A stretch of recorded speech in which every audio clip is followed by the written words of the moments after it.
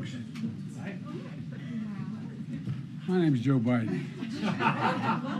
Welcome, Mr. President. We've been waiting for you. Welcome to the swimming pool. This is great. Hey, look, folks, good afternoon. The past 2 days we've gotten some very good news about the American economy. Just yesterday, shipping carriers, after some discussion, and the International Longshoremen Union came to an agreement to keep their ports in the East Coast and the Gulf ports open. We averted what could have become a major crisis for the country, and a tentative agreement which includes record wage increases for dock workers and shows the importance of collective bargaining and represents, I think, critical progress toward a strong contract. I especially want to thank the carriers, the port operators, and the Longshoremen's Union for reaching this agreement at a time when the nation has experienced such terrible devastation from Hurricane Helene.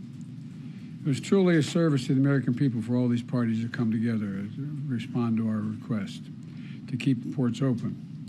I was determined to avert a crisis at this moment because it's a critical moment. If we didn't do this now, we'd have a real problem. I also want to thank my White House team for the work they worked around the clock to bring the parties together. But today, we got more incredible news. Although the strength of the American economy it's about the strength of the American economy. New jobs report, as you all know, you've been reporting, created 250,000 jobs in September. The expectation was for 150,000 jobs in September, which has far exceeded that number. Not only the previous 2 months the previous 2 months was revised up 75,000 jobs.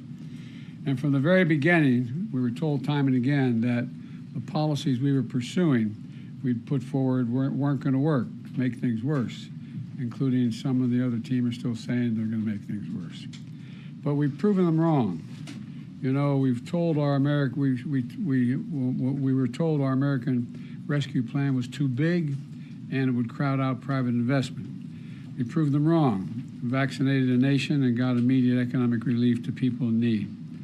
When I came to office, determined to end trickle-down economics and grow the economy from the middle out and the bottom up. I know you're tired of hearing me say that over and over again, but that was the policy, that it remains the policy. Because when you do that, everyone does well. When the middle class grows, the nation's stronger. And the nation's stronger when there's a strong union movement as well. We were told it wouldn't work, but I was also determined to do what was ignored for much too long. Presidents have been authorized since the 30s to be able to spend the money given by Congress to spend the money on hiring American workers and using American product where they were available. And that's what we did. We were told that was going to be a big problem.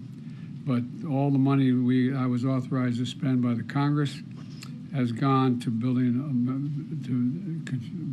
to hiring American workers and using American products. We were told it wasn't going to be, we were told that was going to be a big problem, but it's working. We're also told that our historic laws to invest in America and all Americans would crowd out private sector investment. Well, that was proven wrong too. We've attracted nearly $1 trillion since we've come to office in private sector investment from domestic and foreign companies investing in America, Not this stuff of shipping jobs overseas for cheaper labor and bringing back a product to America. We're building it here and sending it overseas. And look at the results. Across the board, unemployment is down to 4.1%. And every month, in fact, that Vice President Harris and I have been in office, we've created jobs every single month. The nation has now created 16 million jobs since I've come to office, more jobs created in a single presidential term than any time in American history. Our GDP shows our economy grew at 10% under my administration. Unemployment reached the lowest level in 50 years. We're also told inflation couldn't come down without massive job losses or sending the economy into economic recession. Once again, outside experts were wrong. Inflation has come down. Wages have gone up faster than prices. Interest rates are down. Record 19 million new business applications have been filed for. The stock market continues to reach new heights. We've got more work to do, though. Keep getting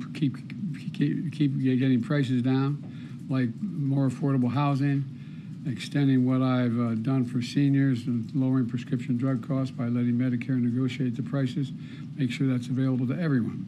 And by the way, what we've done so far, just when we brought down the prices for seniors under Medicare, it's saved the taxpayers billions of dollars. Billions of dollars. Saved the taxpayers billions of dollars. That's important to note because they don't have to pay the exorbitant and irrational prices that these companies are charging. The simple fact is we've gone from economy in crisis to literally having the strongest economy in the world. And but we've got more work to do. We've got more work to do to deal with the things I've just mentioned, and we're going to have to deal with unforeseen cost of what this hurricane is going to cost. It's going to cost a lot of money, and I'm going to probably have to ask the Congress before we leave for more money to deal with some of those problems. But that remains to be seen. I'll take a few questions before I turn it over to you. Pick out people. Okay. Yes, sir. Yes, sir. Go ahead, Josh. Thanks again for doing this, Mr. President. 2 questions. The first, Florida Senator Marco Rubio described today's jobs report as having fake numbers. What do you make of that, and how worried are you that many Americans are hearing that the jobs numbers aren't real? Look, I'm going to be very careful here. If you notice, anything the MAGA Republicans don't like, they call fake. Anything. The job numbers are what the job numbers are. They're real. They're sincere. They're what we are. And by the way, just look at how the EU talks about us, how they like to have an economy like ours. Let's talk about the rest of the world looks at us and what we're doing. So I don't want to get going. And then secondly, could you clarify some of your comments yesterday with regard to strikes on Iranian oil facilities? What did you mean by them, given some of the reactions we're seeing in the market? Well, look, the Israelis have not concluded what they're going to do in terms of a strike. That's under discussion. I think if I were in their shoes, I'd be thinking about other alternatives than striking oil fields. Thank you, Karine. Thank you so much, Mr. President, for being here. This week, Senator Chris Murphy said it's certainly a possibility that the Israeli government is not going to sign any diplomatic agreement prior to the election, which is what you have been calling for so long, potentially to try to influence the result. Do you agree? Do you have any worries that Netanyahu may be trying to influence the election and that's why he has not agreed to a diplomatic solution? No administration has helped Israel more than I have. None. And I think Bibi should remember that. And whether he's trying to influence the election or not, I don't know, but I'm not counting on that. You've said many times recently that you want to speak to him, that you plan to. No, I didn't say plan to. I didn't say want to. You don't want to? No, I didn't say that. You're making it sound like I'm seeking and speaking. I'm assuming when they make the judgment of how they're going to respond, we will then have a discussion. Thank you. Thank you, Mr. President, for being here. What are you advising the Israelis to do in terms of their retaliation to Iran? And at this point, you still haven't spoken to Netanyahu. Is it fair to say that you have little personal influence over what he decides to do? No. Look, our teams are in contact 12 hours a day. They're constantly in contact. I've already had my presidential daily brief. We've already had interface between our military, the diplomats. It's in constant contact. They are trying to figure out, this is high holidays as well. They're not going to make a decision immediately, and so we're going to wait to see when they want to talk. But over the past few months, they've consistently defied your administration's own advice. So do you believe that the Israelis are going to listen to the advice you're giving them? What I know is the plan that I put together received the support of the UN Security Council, the vast majority of our allies around the world, as a way to bring this to an end. Look, the Israelis have every right to respond to the vicious attacks on them, not just from the Iranians, but from the everyone from Hezbollah to Houthis to, anyway. And, but the fact is that they have to be very much more careful about dealing with civilian casualties. So how should they respond? You expressed concerns about attacks on Iranian oil facilities. How should they respond? That's between me and them. All right, we got to move on. Go ahead, Tam. The election is a month away. One, I'd like to know how you're feeling about how this election is going. And then also, do you have confidence that it will be a free and fair election and that it will be peaceful? Two separate questions. Very much. I'm confident it'll be free and fair. I don't know whether it'll be peaceful. The things that Trump has said and the things that he said last time out when he didn't like the outcome of the election were very dangerous. If you notice, I noticed that the vice presidential Republican candidate did not say he'd accept the outcome of the election. They haven't even accepted the outcome of the last election. So I'm concerned about what they're going to do. Are you making any preparations, getting security briefings related to domestic security? I always get those All right, briefings. we got to move on. Go ahead, Keila, and then we have to do a couple more. Hi, Mr. President. When are you considering imposing sanctions on Iran, and would you include oil in those sanctions? That's under consideration right now, the whole thing. I'm not going to discuss that out loud. And just on your comments yesterday on the port strike, you said, by the grace of God, it's going to hold. Is there any reason you think that this Well, there's more to temporary do. A suspension? month from now, there's more to do in terms of everything from the whole notion of mechanization of the ports and the like. There's more to resolve. Go ahead, Daniel. Thanks, Karine. Thank you, Mr. President.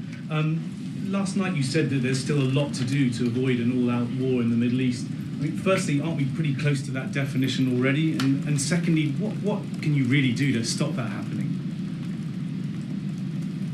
There's a lot we are doing. The main thing we can do is try to rally the rest of the world and our allies into participating, like the French are in Lebanon and other places, to tamp this down. And but when you have proxies as irrational as Hezbollah and the Houthis, and it's a hard thing to determine. Go to Lucy. I gotta go, Keith. I know. He's telling me I gotta go. I said I'd take a couple questions. All right, you're the last. I think she's increasing her credibility with it. You have to take some more. Toulouse, you're going to be the last one. Thank you, Mr. President. Thank you for spending some time here with us. There have obviously been a number of crises that the country has been facing over the past several days with the hurricane, with the port strike, with the situation in the Middle East. Can you talk about how your vice president, who is running for the presidency, has worked on these crises and what role she has played over the past several days? Well, I'm in constant contact with her. She's aware we're singing from the same song sheet. She helped pass all the laws that are being employed now. She was a major player in everything we've done, including passage of legislation which we were told we could never pass. And so she's been, and her staff is interlocked with mine in terms of all the things we're doing. Mr. President, did you ever think about Totally up to you, sir. All right, go ahead. Yeah, Nandita, sir, no, sir. I didn't call on you, sir. Nandita. Thank you. Nandita, go, Nandita. Mr. President. Pope Francis calling for a day of prayer and Prayer fasting. and fasting this Monday, October 7th. Your reaction, sir? I will pray and fast. Okay, that's it. Acceptable to you in terms of Israel's response. How long are you okay with Israel bombing Lebanon? What is acceptable to you? All right, guys, that's it. Thank you, everybody. Thank you, Mr. President. Thank you, sir. Thank you, sir. On Ukraine, have you made a decision on long-range weapons? Do you want to reconsider dropping out of the race? I'm back in. What made you want to come here today, Mr. President? All right, everybody. Thank you, Mr. President. Thank you. Stand back. Thank you. Karine, can we do that again? Yeah. No. You heard I was already told that. So that's where we were late. I mean, are we always on time? I could call myself out for that. All right, everybody. Thank you so much. Thank you, Mr. President. Okay, so this week the United States has faced a number of competing challenges, from tensions in the Middle East to a port strike that threatened our nation's supply chains to a historic hurricane that washed away entire communities. Moments like these underscore the importance of American leadership and resolve, and they show what is possible when we come together. Under the leadership of President Biden and Vice President Harris, we were able to successfully protect our allies, ensure the viability of critical supplies, stand up for good-paying union jobs, and get resources to people impacted by the storm in North Carolina and beyond. In the Middle East, the president showed that our ironclad support for Israelis' security is not just a talking point, it saves lives. Prior to Iran's attack on Israel, the president convened his national security team in the Situation Room to monitor developments in real time, ensure we were prepared to assist in Israelis' defense and protect U.S. personnel in the region. Under the president's leadership, the United States successfully defended Israel from Iran's missiles, standing shoulder to shoulder with the people of Israel. On the home front, the president and his team brought union workers, ocean carriers, and port operators to the table to successfully resolve a strike that threatened U.S. supply chains and the economic progress this president has made to lower prices for the American people. And in the southeast United States, the administration pre-positioned 15,000 federal personnel along with critical resources like food, water, and fuel to ensure that communities in the path of Hurricane Helene were prepared ahead of the storm. Now we are getting more resources into the hardest hit communities every day, and we have provided over $45 million directly to individuals and families to help them recover. And a wide range of bipartisan officials, including the governors of every affected state, are working together with us and have praised the federal response. These responses underscore why leadership matters. The president's leadership in this moment helps to save lives, protect critical alliances, and ensure that our economy remains strong.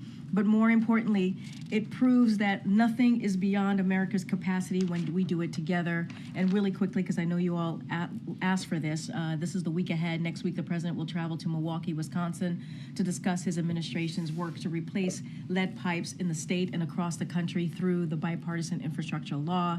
This law is investing historic resources into our communities and creating good-paying jobs. The president will also be traveling to Philadelphia for a campaign engagement. He will also travel to Germany and Angola to underscore the enduring strength and importance of two strategic bilateral relationships in addressing a comprehensive range of global challenges. The value of strong alliances and partnerships in the defense of freedom and democracy has never resonated more in Europe, Africa, and beyond. President Biden has made revitalizing our international alliances and partnerships a key priority, recognizing that today's challenges require global perspectives and shared responses. Those are the details I am able to share with for now, but certainly we will have more in the upcoming days. And finally, we have Lael Brainard, our national economic advisor to the president. She's going to provide more information on how the president helped reopen our ports, as well as the strong job market economy report that we saw today, showing that more than 250,000 jobs this September under the President Biden.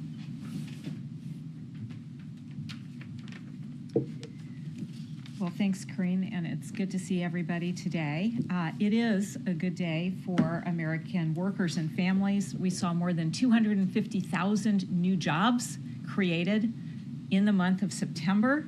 We saw unemployment back down to 4.1% at a time when inflation is back down to pre-pandemic levels. The East Coast and Gulf ports are opening back up, and dock workers are getting back to work on the basis of a strong tentative agreement on wages and a contract extension between the International Longshoremen's Association and the United States Maritime Alliance. Just a week ago, the negotiation had totally stalled out. The union and employers had not spoken to each other for months. The last time a wage offer had been put on the table was in the middle of 2023.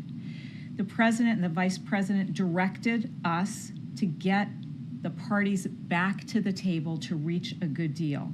We worked around the clock to help them find common ground.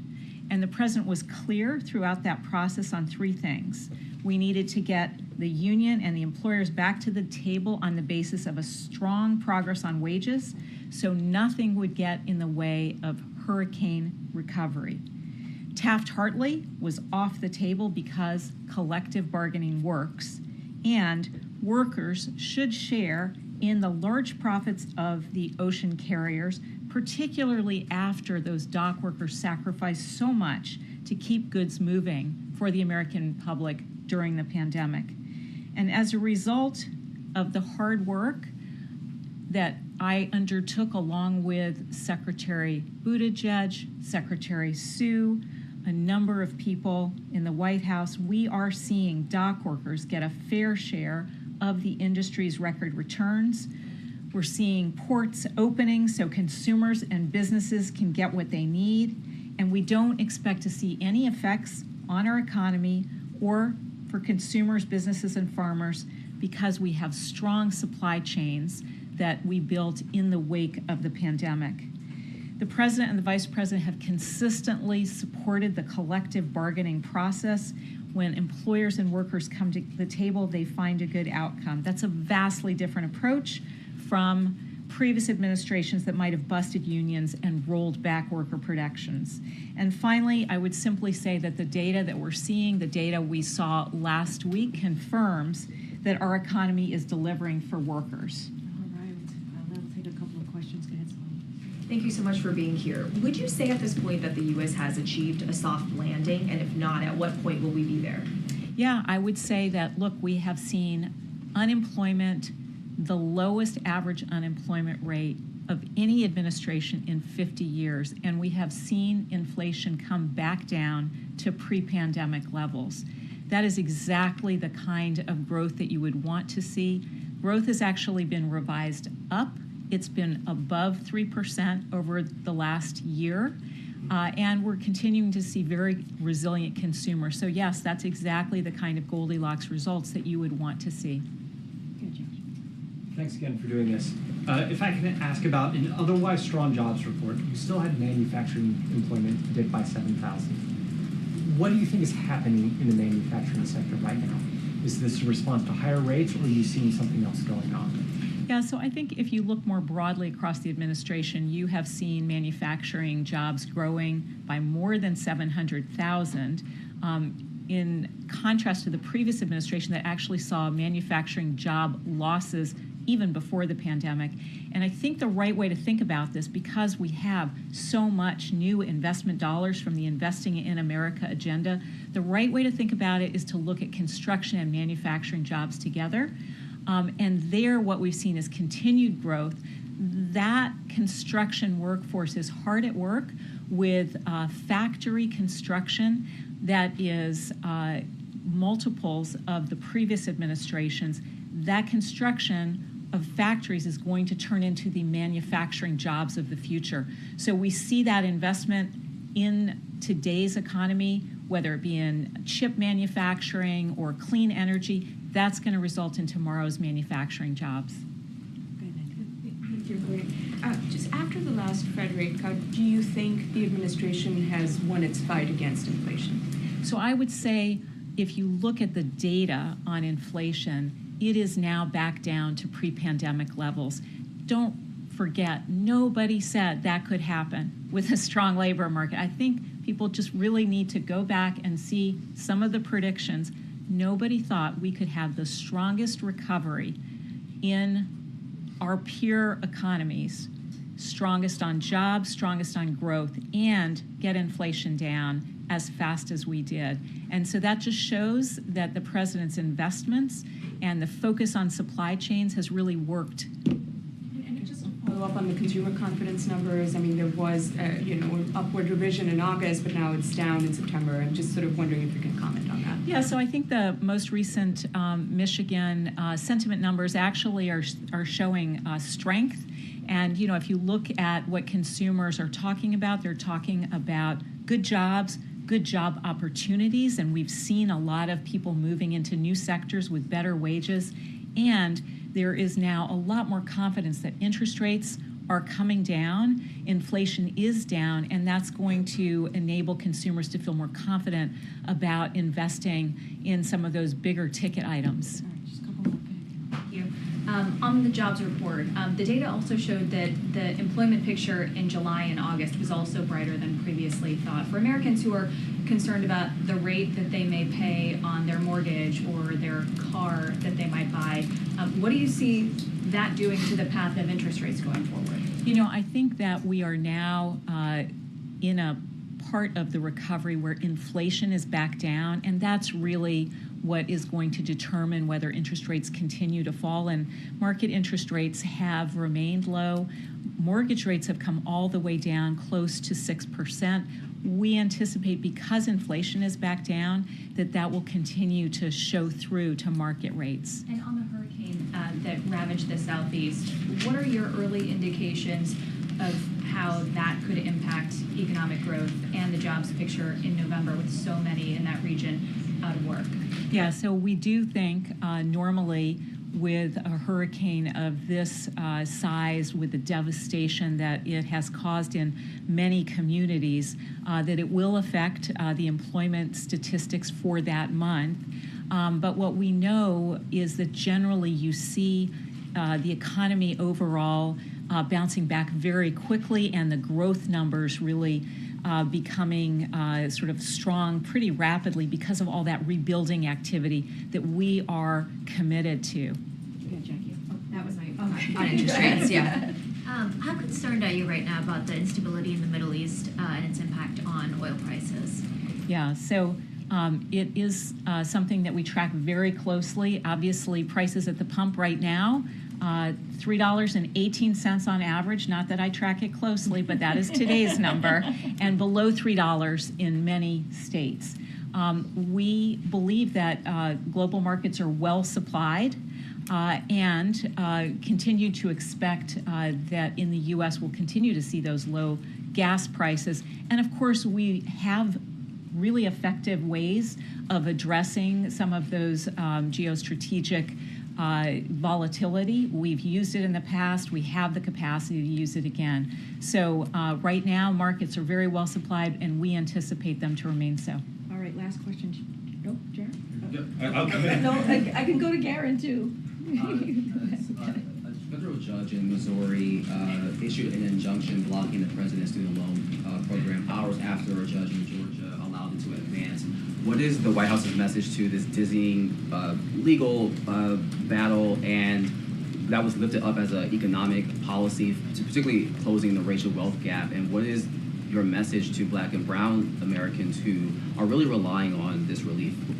Yeah, so student loan debt relief is so important for so many young people who are trying to build wealth, particularly for people who are first generation, to be able to invest in small businesses, to invest in starting a family, to invest in a house for the first time. So we are going to continue to work to deliver that debt relief to so many students who deserve it. I do want to say that we have 5 million Americans who have already received debt relief, and you can go on TikTok and other social media platforms and see their testimonials, what a difference it makes in their lives. And that is why the president, vice president, going to continue working so hard to deliver. Thank you so much, Leo. Thank you. Thank you so much. Can you address food insecurity? The numbers are rising according to the USDA. Food insecurity numbers? No, not right now. I'm not talking to you, sir. Okay. I'm just not. It'd be nice if you would be less disrespectful in the room. All right. Just asking questions. Inappropriately. Okay, go ahead, Josh. I don't know if maybe you guys are done with me. Maybe I can walk out. You guys got all the best. You guys got all the best. Go ahead, Josh. So we were to zoom out. Yeah. President Biden came in here today. Yeah. He's going to be with Pennsylvania Senator Bob Casey this week. Then he goes to Germany and Angola. He said he's singing from the same song sheet as Vice President Kamala Harris on the campaign. How does he see his public role in the next few weeks as we get closer to the election?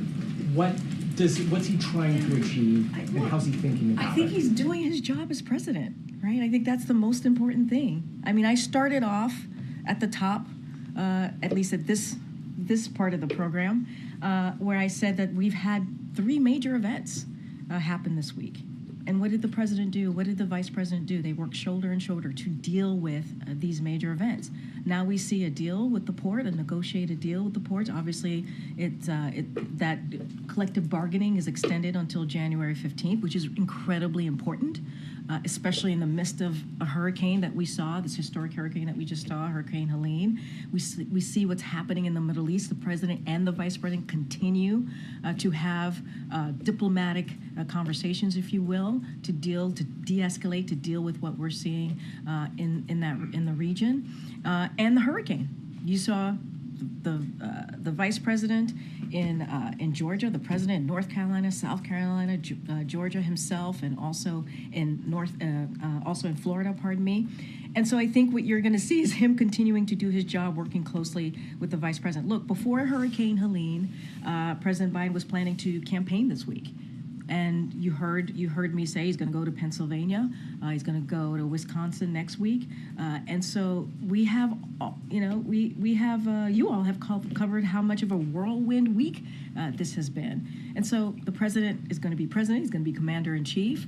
And obviously he's going to be supporting his vice president. I can't speak specifically about the campaign because of we do respect the Hatch Act here, at least for myself as a federal employee and many of us here. And so, look, he's going to continue to do the work that he's doing. We saw strong jobs numbers. That's one of the reasons he came out. He came out because he wanted to talk about that. He wanted to talk about what we have seen this week. And so look, we're going to continue doing the work, and I think that's what the American people want to see. Good, Celine. Thanks, Karine. So, former President Donald Trump threatened to revoke the legal status of Haitian migrants. What is the president's reaction to that? This is something that the former president had tried to do during his own administration. Look, here's the fact. The fact is they're here legally, right? That is the fact. TPS, that's what it gives you. And honestly, I wouldn't take legal advice from the former president. I don't know. That's not something I would do. How concerned is the administration about the economic impact of Hurricane Helene? Look, as you can see, we have been working around the clock. The president directed his team very early on to work around the clock to make sure that the states that were affected, the states that he's visited and the vice president has visited over the past couple of days, got everything that they need. And we did that by pre-positioning some of the personnel, about 1,500 federal personnel, to do that. What we are doing, we're going to make sure, obviously we're going to always monitor any of the economic impact, but we're going to continue to make sure that we are focused on life-saving and life-sustaining efforts. That's the focus that we're going to have here, and we're going to continue to monitor, but obviously reacting and providing the needs of the states right now, of citizens who are living in those states, is probably the most key and most important. And continue to call on Congress to move forward with additional funding. As you know, in the CR, there was a robust ask for funding, for disaster funding, and that didn't make it in the bipartisan CR. And so we got to get that done, and we're going to continue to have conversations with Congress. I tried asking the Indeed, I've called on you like 3 times today. I know some folks in the back are just going to be like, yeah. So. I'm asking the president. Yep, I hear you. I hear you, Kimberly. I hear you. What is acceptable to the U.S. in terms of Israel's response, right? How long is the U.S. comfortable with Israel bombing Lebanon? I know you guys are going to ask this question every which way, and I totally understand that. We are having conversations, discussions. We're in contact with the Israelis on what's next. We have been very clear there will be consequences. You saw the joint statement, the G7. There's going to be consequences. There's going to be sanctions. And I'm not going to preview those sanctions from here. But we have always said Israel has the right to defend itself. And you saw just on Tuesday night, and not just Tuesday night in April, how much we are prepared to defend and protect Israel, because that is our ironclad commitment. I'm not going to get into diplomatic conversations in the public here. And there was a report that quotes U.S. officials saying the White House wants to take advantage of the massive blow to Hezbollah's leadership and infrastructure to push for a new Lebanese president in the coming days. Can you comment on that? I'm not going to comment on that. I'm not going to comment on sources or reporting out there. That is not something that I'm going to speak to, sourcing that I can't even verify from here. Go ahead. Thank you. On the port strike, reaching a tentative agreement, the White House and several officials were involved in the 90-day extension of those talks. I'm wondering what the significance of that timeline is and whether the election being 5 weeks away played any role in it. Look, this is about the right thing to do for workers. Many of those workers put their lives at risk during the pandemic. We have always said collective bargaining works. We believe it works. And we have seen parties reach a fair agreement when they come to the table and in good faith and do that collective bargaining. This is what's important. It was important to this president to get this done. This is not about an election. This is about what is the right thing to do for the American people. This is the right thing to do for workers, again, who deserve higher wages, who deserve benefits. And so the president is proud to have been able to do that. His team, obviously with his team, he directed his team to do this. And so now collective bargaining is going to continue, and we'll see where we are in the next couple of months. But this is not about politics for this president. And you have seen that in the last 3.5 years when we've been in these types of situations where there was negotiation, and we have been very, very clear, collective bargaining and supporting workers. On congressional funding, you mentioned some of the items that were lacking in the short-term funding bill that Republicans had put forth. I'm wondering if the president has spoken with any members of the Big Four in Congress to bring those concerns to them directly. So I don't have any conversations to speak to that the president has had with members of Congress. I mean, you saw him on the road. You saw him in a bipartisan way on the road in North Carolina, South Carolina, Georgia, and Florida. And you saw him with Republican congressional members and governors and Republican and Democratic congressional members and also governors. And you saw that bipartisanship. I'm certainly not going to get into any private conversations that they have had, but we will continue to speak to congressional leadership and members about getting that extra funding. It is important. They need to act. They need to act. Go ahead. Hey, thanks, Karine. Can you talk about how President Biden will be marking Monday's one-year anniversary of the October summit attack on Israel? So obviously it's going to be a painful day for many, including for all of us here. And so we will have more to share on how we will be commemorating that devastating day that we saw a year ago. Don't have anything to share at this time. And secondly, this was President Biden's first time, correct, to the press briefing room since he's. Why and you're not? Welcome. You're welcome. I know this. I know the where this question is going to go. It's going to be great. It's going to be great. I would prefer to question, but that's all right. But real quick, why not? Why didn't he come in the 3.5 years before? Why? I mean, he came today, and you got to see him, and you were here. I mean, he had the opportunity. Oh man. Come on, come on. He was here. He took your questions, and he is every Friday with the POTUS. Friday with the POTUS. No, you guys got to bring the ice cream.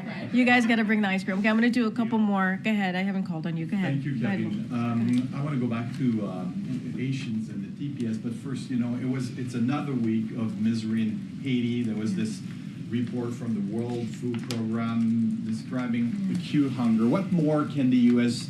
do to improve the situation in Haiti? And if there's no improvement, is it conceivable that the TPS for Haitians will never be lifted? So look, on your last question, I'll do that first. The last part of your question, I'll do that first. I can't predetermine what TPS status is going to be. It's not something that I can do from here. Obviously, as you know, that is a decision with DHS and the State Department. They decide the TPS and the best way to move forward. So I'm not going to get into hypothetical about that. But as it relates to Haiti more broadly and to the question of instability and what's happening, look, despite the instability that continues, the recent deployment, as you know, of MSS mission is a unique opportunity to build a foundation of security and bring hope to Haitians that deserve to live their lives free of violence.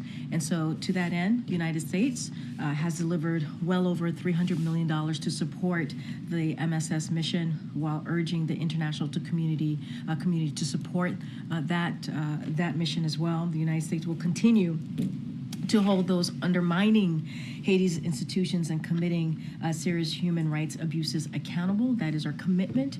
We are committed to doing our part both to address immediate security needs and invest in Haiti's long-term successes. We stand with the people of Haiti and will continue supporting their aspirations of more security, certainly democratic and prosperous future. That is our commitment, and we'll continue to support the mission. Go ahead, Michael. Thanks, Karine.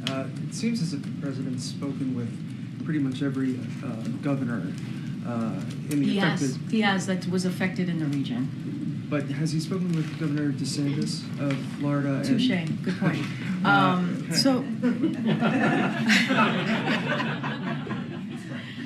Touche. And I think we read out that he spoke to the governor of Tennessee on our way back from our trip to Florida and Georgia yesterday. I don't have a conversation to read out with the governor of Florida, but what I can say is that we have been in touch. Our team has been in touch with local officials on the ground. We are committed to providing what is needed in the state, obviously to those who were affected in the state, and our commitment is clear. The president has always said it doesn't matter if you're in a red state or a blue state. He's a president for all Americans, and that continues to be certainly his commitment. Okay, I know I'm getting pulled, but go ahead. Thank you, Karine. The president seemed to suggest that he is asking, or he seems to be suggesting that Israel should consider other alternatives rather than attacking Iranian oil facilities. But should Israel make such an attack, how is the administration preparing for an Iranian retaliation on the Strait of Hormuz that would disrupt oil supply and disrupt oil prices globally? So also, as the president said, we continue to have these discussions. I'm not going to get into hypotheticals. About Israel's response to Tuesday night attacks. What I will say is that we understand that they are still determining what exactly they will do. That is something that we understand. I'm just not going to prejudge. I'm not going to get ahead of anything, and the discussions to continue. But can we say that the administration is preparing for that possibility? I'm just not going to I'm not going to speculate. They're still, I'm telling you, they still haven't decided what their next steps are going to be.